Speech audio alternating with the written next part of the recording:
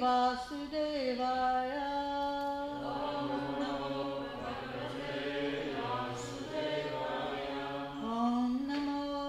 Bhagavate Vasudevaya.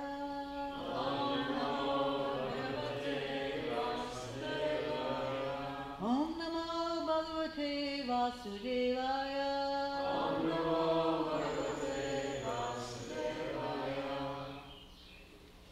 Sutuvacha Pitayetam Kalapadhai Parinuta Kilodhayaha Mandam Jahasa Vaikunto Mohayan Iva Mayaya Sutuvacha Pitayetam Kalapadhai Parinuta Kilodhayaha Mandam Jahasa Vaikunto Mohayan Iva Mayaya.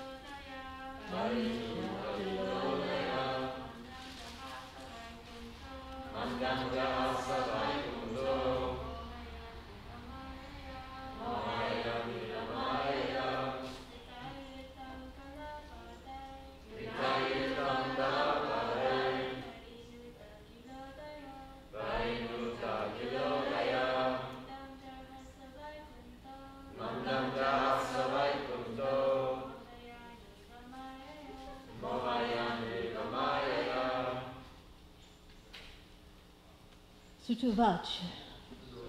Sutta said, Pritaya by Prita Kunti. Idham, this. Kalapadai, by chosen words. Parinuta, being worshipped. Akila, universal. Udayaha, glories. Mandam, mildly. Jahasa, smiled. Vaikuntaha, the Lord. Mohayan, captivating. Eva, like. Mayaya, his mystic power. Translation for part by Srila Prabhupada. Sutta Goswami said, the Lord, thus hearing the prayers of Kunti Devi, composed in choice words for his glorification, mildly smiled. That smile was as enchanting as his mystic power. Anything that is enchanting in this world is said to be a representation of the Lord. The conditioned souls who are engaged in trying to lord it over the material world are also enchanted by his mystic powers, but his devotees are enchanted in a different way by the glories of the Lord, and his merciful blessings are upon them. His energy is displayed in different ways as electrical energy works in manifold capacities. Srimati Kunti Devi has prayed to the Lord just to enunciate a fragment of his glories. All his devotees worship him in that way by chosen words, and therefore the Lord is known as Uttama Shloka. No amount of chosen words is sufficient to enumerate the Lord's glory, and yet he is satisfied by such prayers as a father is satisfied even by the broken linguistic attempts of the growing child. The word Maya is used both in the sense of delusion and mercy. Herein the word Maya is used in the sense of the Lord's mercy upon Kunti Devi.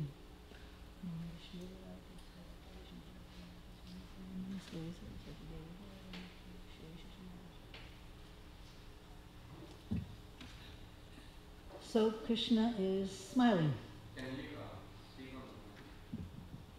So Krishna is seen here as mildly smiling. In other words, he's very pleased with Kunti Devi's prayers. And these prayers were spoken spontaneously. She didn't have time to prepare for class.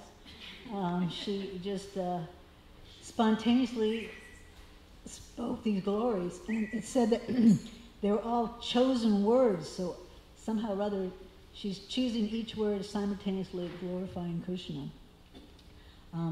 We can remember Dhruva Maharaj, when he saw the Lord, he was pretty amazed, and he wanted to speak, but he couldn't, and so Krishna tapped him on the head with the conch shell. We can see that, at least for myself, to have to give class, I have to have a couple weeks, and I need more than a bounce on the head. I need a lot more help to choose words, what to say. But Kunti Devi is so qualified. She was able to just speak these wonderful verses which are heard and relished even today. And these aren't prayers of gimme this and gimme those and gimme that, but it was actually a glorification of all the different attributes and energies and characteristics of Lord Krishna. And it's very personal attributes too. Just all the names that she uses are describing Krishna's relishable activities that she can remember. For the Sakama devotee, one with still some material desires for gimme, but a devotee nonetheless, it's a little different quality, but because it's tinged, it still needs some things, Krishna. I still want a few things. I want to serve you also. So it's not on the supreme level that Kunti Devi is displaying here. But these prayers, even with the desires, are still pleasing to the Lord, because the Lord knows that this person will become closer and closer to me, more dependent upon me in the near future. Just like if you pick a green mango off the tree, you say, if you were to taste it, it wouldn't be a mango, but it is a mango, but it's just not ripe. So we're a bunch of unripened mangoes, hoping to get nice and yellow and red, and be able someday to be selfless in our prayers. I know myself, they're still very much tinged and clouded over, but the Maha Mantra, we keep chanting to be engaged, and gradually become purified and become that right mango. So there's hope for all of us. And here it said that the Father is still pleased with the broken language. So our Father, Srila Prabhupada and Krishna, are still pleased that we're bowing down and trying to be in reverence and offer our prayers or even our requests and desires for him. I can actually remember, I don't know if you all could ever remember, but I was not very religious at all, but I can remember my first prayer. It was definitely way late at night after I got home from some date or something. I was a teenager then, and I was in bed and I thought, I'm desperate. What if my mother finds out I did all these horrible things, and what if something happened? And I got to pray for some help, because if I get caught, boy, I'm going to be a disappointment from my parents, and it's just going to be havoc. So I prayed. I didn't know who I was praying to, but I prayed. I figured God must be there somewhere, and he won't spill the beans. You can depend on him. And so I remember that. I was in my bed and all by myself. Though I didn't say it out loud or anything, but I said it in my heart. And so that was definitely a different quality than Queen Kunti's. But at least it was a start, and I had some faith that God would help out. And He did. My mother never found out most of the things until I got older and told her in her dismay. But if we look at the Bhagavatam, there are so many wonderful examples of the proper way to pray, of this being selfless. And a couple came to mind. When Krishna and Balaram were picked up by a crew and taken to Mathura, outside of Mathura, they decided they wanted to get kind of spiffied up, so they saw this washerman, and he wasn't very cooperative, but they went and they took care of him and took King Kamsa's different clothes and put them all on each other and looked really nice. And then they thought, well, actually, we could use a nice garland now. So they stopped by Sudharma, the florist maker, and said, we're going to the city, we're just city boys, and maybe you have some nice garlands. And he was just tickled to death. He was just like running around looking for the best flowers and everything. He was saying, I can't believe you all are here. I've heard so much about you. You're so beautiful. And so he made the most beautiful Vaijayanta garlands and presented them to the Lord. And the Lord was very pleased, and He said, I'll give you a benediction. And then Sudharma said, there's no way I can ask anything. Just your being here is the most wonderful thing. But if I must ask for something, let me just remain your eternal servant in devotion. And by doing this service, I will benefit everybody else. I can do good for all living creatures. So this was very selfless. He didn't really ask anything for himself. He just wanted to be in service, and he wanted to help others. So this is a wonderful attitude of service by Sudama. And then one of my very favorite devotees in Chaitanya Leela is Kolavet Sridhar. And he was known to be the banana wala. He would sell the stem and the flowers and the leaves, which are all over Bengal. But anyway, he had this business, and not a lot of profit comes out of this. He sells it for very cheap, and sometimes people thought he was starving to death because he would be glorifying the Lord in his little thatched hut in the middle of the night. Couldn't stop glorifying the Supreme Lord. But he had a little shop, and Lord Chaitanya would come by and haggle with poor Kolavecha Sridhar. And this would go on for 2 hours sometimes. And he would say, you have to give me the half price. There's no way I'm going to pay this expensive price. You're such a rich man anyway. You have so much riches and wealth. I know you do. Just give them to me half price. And then Kolavecha Sridhar would say, I can't do that. I have hardly anything, and I worship Ganges and so many things. Don't give me such a hard time. Just take these for the full price. And then he would, Lord Chaitanya would snatch the things, and then Kolavecha Sridhar would snatch the other end, and there would be a tug of war, and they would be pushing and shoving each other, and then complaining and everything, and this would go on for 2 hours sometimes. And finally, Lord Chaitanya would get angry, and then, of course, Kolavecha Sridhar would just say, just take it, will you just take it, and get out of my shop, and just go. And so this would go on regularly to the ecstatic bliss of Kolavecha Sridhar and Lord Chaitanya. And so at one point, Lord Chaitanya was so pleased with him that he said, I can give you any of the 8 mystic powers. And Kolavecha Sridhar, this was after Lord Chaitanya revealed his 8 form to him. He said, I can give you whatever you want, any of these mystic powers. And Kolavecha Sridhar said, I don't want any of this. I don't want any of that. He says, first of all, I just want to praise you, but nothing will come out of my tongue. I don't know what to say. And so Lord Chaitanya called Mother Saraswati to go on his tongue so he could speak. And then this was one of his prayers. He said, let that Brahmin who forcibly took away my banana leaves, please allow me to serve him birth after birth, and to always enjoy his tug of war and his quarreling with me, and be at this lotus feet of this wonderful Brahmin, Lord Chaitanya. So this is a wonderful prayer too, of just wanting to be and relishing the Lord's association, no matter what it is. So Lord Srila Prabhupada also, he had his prayers, but there were petitions actually for the Lord to come and help him serve him, to help him have the ability to carry on his mission and to speak to the Western people, to spread Krishna consciousness. Nothing for himself, really. He had nothing. He didn't need anything, but he needed Krishna to enter him and to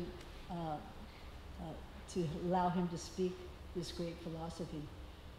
So this is also a wonderful attitude that we should have. Actually, it's Lord Krishna says that he's very disappointed. He's actually very disappointed when his devotee doesn't ask for anything but pure devotional service. So if we still ask him for these things, he's just ask for pure devotion. That's all. But it's hard to ask for that because we're just not on that level. It reminds me of this story of a kind of a rich gentleman who went to the bank of the Ganges wanting to cross the Ganga, and he called for a boatman. And at that time, there weren't any those put things that go across the Ganga, spew out all that horrible black smoke. Actually, in the first year I went, there was the same process where a man would be in the boat with an oar, and you would just get somebody to pull your boat. Usually it was your little son or something, some guy about this big. He really was about this big. And he pulls the boat against the Ganga flow, which is not an easy thing to do, all the way up to where you could let go, and then you float across and you end up right where you want to be. And so he was watching this boy, going on the rough bank of the river, because it's always changing because the floods and the water's always coming. Every time you go there, it's different. And so he says, please, let me give some benediction, let me help you out. And the boatman goes, yes, can you just give me some pillows to put along the edge of the river so it's not so difficult to walk. Why not ask for, something else? So in the same way, we should just ask for pure devotional service lifetime after lifetime. And we can see that it was not so difficult for Kunti, because she was in the presence of Krishna so much during her lifetime. And you can see Prahlad Maharaj and even Kolavecha Srihar, they were in the presence of the Lord, witnessing all these activities, these amazing, mystical, wonderful activities. So it was very easy for them to, oh yes, and he did this and he did that, and I watched him do that, and I saw that miracle happen and that. So this is a little different than our situation. We have no qualifications spiritually to even speak about the Lord. I never even heard the name Krishna before I came devotee. So plus we were just kind of picked up out of the garbage pile, and we dusted off with a little cloth and put into a temple and asked to do devotional service, and somehow or other we try to stay clean enough in Kali Yuga to keep engaged in the service. What less to offer beautiful prayers. But Krishna is very kind. In this purport, he manifests himself right here in the material world, so we become very inspired to understand him more. We can see his energies in different ways. Sometimes they're very majestic and awesome, very terrifying sometimes, just like the strength of these fires and these hurricanes. terrifying, but you realize that it's nothing under my control. It must be the wonder of nature at least. So Krishna lets us become awestruck in that way. But here it says that the devotee sees it a little bit deeper. He actually can go and see that behind all these different energies of the Lord is the smiling face of Krishna.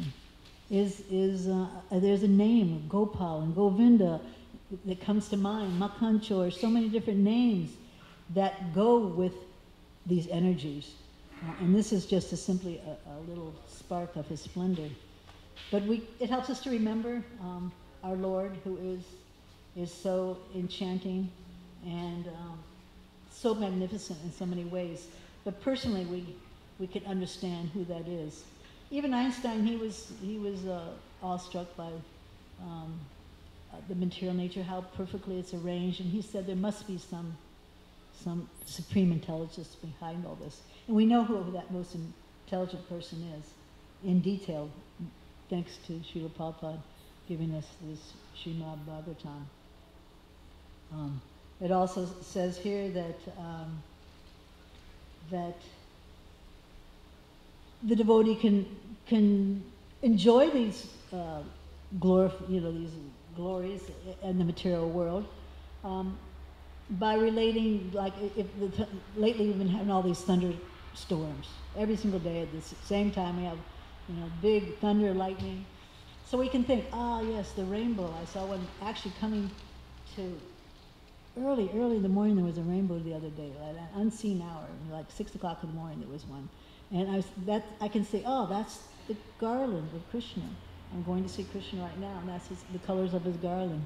And the thunder, that's described as the pitter patter of the gopis' feet during the rasa dance. And then the lightning is the anklets, the sparkling of the anklets during all these dancing. So this is a benediction that we have, and we can also use in Krishna's service. But we might think that I still have a handicap. I don't see Krishna. I mean, we have the deity for him, but even sometimes we look at the deities and we can turn around and forget even what color they had on, or any of the other details. So it might be some kind of a handicap, but I kind of disagree, because we have so many things that are enchanting and that give us direct association with Krishna every single day, and are completely worthy of glorification. And I think everyone in this room, if I asked you right now, Sukada, to glorify Srila Prabhupada, we could give you a minimum of an hour and you could keep going on, right? Everyone in this room could glorify Prabhupada, right? We have Prabhupada, who's a representative of Krishna. So how can we complain? We saw him personally. He was totally amazing. Well, even if you hear or see his glories, look what he's done. He's injected the Western world with Krishna consciousness all over. So how can we not feel the association of Krishna? Everything was designed by Krishna personally for him to come here. The time, the place, the circumstances, everything to start this movement. That was Krishna. So we can see Krishna directly and experience him by just being in this movement and appreciating Srila Prabhupada. And his power is remaining, it's continuing, and it will for 10,000 years, because they're in the books, which are a miraculous thing. They're non-different than Krishna. He gave us Krishna right here in front of us. We're able to hear and touch him. So there's really... This is an amazing thing that we have. It's really mercy. What lets Lord Chaitanya's Sankirtan movement have not we all experienced some transcendental association of Lord Chaitanya, either preaching directly to people or being on Harinam, seeing their faces light up with the Harinam party? So, and actually praying to Lord Chaitanya when you're trying to distribute a book, praying to Lord Chaitanya to say the right words. So this is like personal association we've had with the Lord. And the Sankirtan movement has changed the hearts of millions of people, and it's spread all over the world. And along with that is prasadam distribution. Krishna is right there, just watching people take that prasadam and lighting up, and their lives being changed. And maybe some of us are a result of that, being here in the temple, just the prasadam. So, yes, the mission of Lord Chaitanya is non-different than Krishna, and we can glorify Lord Chaitanya forever and ever, and tell stories of the effects of this movement. And of course, Sri Nam, the holy name. Direct association with Krishna we have every single day for hours and hours. And we can see the revolution of consciousness is taking over the world because of Krishna's presence in the holy name. So this effect has allowed us to experience transcendence. I'm sure every single one of us has experienced a little bit of that transcendence that is there in the holy name. I remember I was at a football game one time, and Radha Charan was standing next to me. And then there was some boy that doesn't usually lead kirtan, leading the kirtan at the Harinam. And he was just like, really, he was closing his eyes and he was giving it all he had. And he was singing this tune that none of us knew. We had no idea, but he was just so into it. And Radha Charan and I looked at each other and she goes, he's gone. He's just gone. I go, yeah, he's just gone. He was just with Krishna. He didn't care about anything else. He was with Krishna, relishing the holy name. So we've all seen it and experienced kirtans and bhajans that you're just gone. Manmati came up to me during this chanting and said, reminded me of a time when we had a all-night bhajan one time, and Prabir Prabhu, like he picked a very long one today, like 12, 13, 14, 15 verses, right? She was reminding me that we were just at the end of, just like 2 o'clock in the morning, we were getting kind of anxious to go home, and then he said, let me just lead one kirtan, one bhajan, and it went on, and it got to 10, 15 verses, 20 verses, 30 verses. How many verses were in that song? I think 60 or something, and we're like, what? You know, we're all kind of, but he was gone. He was just merged in this, and it was a wonderful, wonderful. I never sang it again. I would like to give me the name of it. Actually, read it and meditate on it again. So this is our meditation. This is our experience, and this is our reason that we can glorify. We have so many things to glorify, and all of us could spend all day sharing in our glorifications of the Lord. So many different aspects, so many different energies. And I'm sure that Krishna would be at least amused by our glorification and probably be smiling. And I'm sure Srila Prabhupada is also smiling that we are relishing this process of devotional service. And in Vandanam, this is one of the processes of devotional service, one of the 9 processes, which we can engage in and gradually become purified to the point where the Lord may choose to actually reveal himself in front of us face to face one day. And then hopefully we'll have the words, the chosen words to glorify him. But in the meantime, we're satisfied. We're satisfied just being here in this movement and engaging in these 9 processes, however many we can be engaged in. And our real business now is to fill ourselves with the glories and prayers of these great devotees, store them in our heart somewhere, so get so full that all the crud, all the different pastimes of ourselves and all of our nonsense go out of our hearts, and all the attraction for all the material things get pushed out of our heart, and all remains is glorification of the Lord. And we're able to go deeper in our Krishna consciousness and spread it and repeat it to others. And not just lip service, just like I think she just read. It's not just just speaking, but it's actually doing. Glorifying Srila Prabhupada and Krishna by maintaining this movement and expanding it. Right now it's a little hard for our expansion of devotional service. It's definitely a challenge. We're all, feeling like our hands are tied in some way. But it's also time now that we can kind of energize ourselves and try to make some plans of how we can make this Krishna consciousness more enchanting to others. What can we do to attract more people to the hearing about the glories of Krishna? So this is a time when we should figure out how to do that, how to strategize and make our temples places where we can attract people and keep them devotees, which is a little lacking on our part, especially at this temple.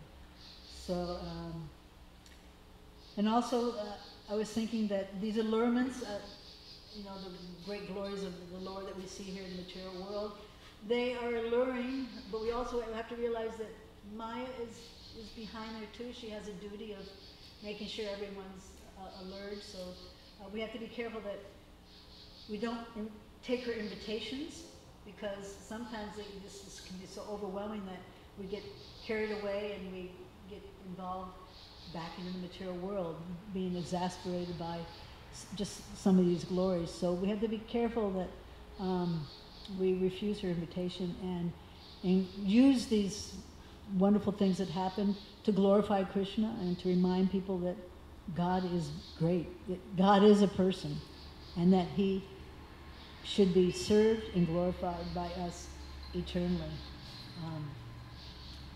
So if we really want to make Srila Prabhupada smile, we can take these prayers and all the songs of the Vaishnavas and the different prayers in the Bhagavatam and imbibe them in our hearts and give them to others. And if you can remember seeing the picture, I remember just seeing a picture yesterday of Prabhupada sitting down at the harmonium and singing these prayers. He would be his eyes closed, and he'd be like clenching, his whole face would be so intense, singing the prayers of the Vaishnavas. And I believe he sung these prayers as Kunti somewhere also. But, just picturing him singing and relishing these weren't his prayers, Narottam Das Thakur and so many different devotees, they weren't his prayers. He was relishing the prayers of the other Vaishnavas. So we should do the same thing, and it'll make Srila Prabhupada smile, and it'll make Krishna in our heart smile. And it will give us inspiration to go out and glorify the Lord and bring others to the point of giving up the glorification of their own nonsense activities and taking up devotional service, which is our eternal occupation. So maybe someone has a real short question, because I'm missing a meeting right now. I'm supposed to be there. Anyone have any questions? Varuna, behind that mask. Who's Varuna? Yeah, go ahead. You're about 60. Waiting for someone to say that. You're about 60 feet from now. So thank you for the very nice and enlivening class. You mentioned that two devotees' prayers. One is the garland maker, and then the other was Kulavechar Sridhar. Mm-hmm. So you said that you like those prayers, but maybe I missed it. I wasn't paying attention. Did you mention why you liked them? I really like Kulavechar Sridhar. I like his attitude, that he enjoyed playing around with Krishna and enjoyed being, harassed. And then he prays to keep that coming on. So that's why I like it. And then the other question I have is, so like these are their personal prayers, Kulavechar Sridhar and then Sudama, is that what you said? Sudama. Yeah, so what is the benefit for us to hear their personal prayers? Because we would like to come to that platform of being selfless in our prayers, not thinking of all the little side things that we want, or being just a desperado. But we would like to be able to pray to help other people and to serve unconditionally. That question. When Kalavaja Sridhar found out that this is his object of love, how that Leela will take place ever and again? Yeah, that would be hard to have the same mood. So how it will be enjoyable? But when he leaves his body, that body's gone, and so the same mood can be there in the spiritual world. I mean, it was probably harder after that happened to continue on, but I don't know where it is in the relation of Sridhar, Kalavaja Sridhar's personal association. I don't know how long he stayed with him or anything. Do you know? In Madhumma, really? Yeah. Oh, perfect. Do you know how long he had his association after that experience? After Mahaprabhu left for sannyas? No, after revealing himself to Sridhar Swami in that way. Yeah, he used to come with Sivananda Sen to Jagannath Puri, and then few decades gone. Well, I guess he wasn't selling banana leaves in Jagannath Puri, but I'm sure he got harassed, and I'm sure he gave that benediction. Krishna's very merciful that he would still be able to have that nice joking mood. So. But I'm still thinking, my mind will not be satisfied. I want to hear from you. Like after everything revealed, now how he's going to taste it? Why is Yogamaya, Krishna can again forget it? Yeah, he could just boom, Yogamaya, now you forgot the whole time. I mean, you kind of see that, it's a different kind of ecstasy that you have. Like devotees who first met Srila Prabhupada, and they didn't know who he was, but they had some kind of attraction and appreciation, and they had a different rasa with him in one sense, And then as they served, then they realized, whoa, wow, who he is, And so there was maybe more awe and reverence, but then there must have been a different kind of ecstasy in serving him and being with him, and then you see that the kind of exchanges that Prabhupada would have with Malkrishna Maharaj, or his very close associates, and that's what comes to my mind. Yeah, he would. Yeah, exactly. There was still such very nice exchanges. So. Are you trying to say that Kalavaja Sridhar will be seen and during the bargain? That's what I'm saying. Maybe the How you bargain? No, maybe it's not bargain in that sense, with him selling, but it's another kind of ecstasy, and so that is there. It's just this change. At least that's how I perceive. Yeah, relationships actually do change. They change. Yeah. Sure.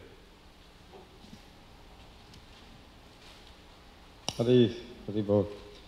So I was thinking, I was thinking after that long, beautiful prayers of Kunti, at least she deserves a smile from the Lord. Because look at those wonderful prayers. They were so amazing, and for Bhagavatam to conclude, the Lord is smiling was such a nice way of maybe appeasing Kunti. Once Mother Madhurja Leela sent something. Comment for class. You and other are touchstones strategically placed in the West among the conditioned soul. She's talking about you. I hope you heard it.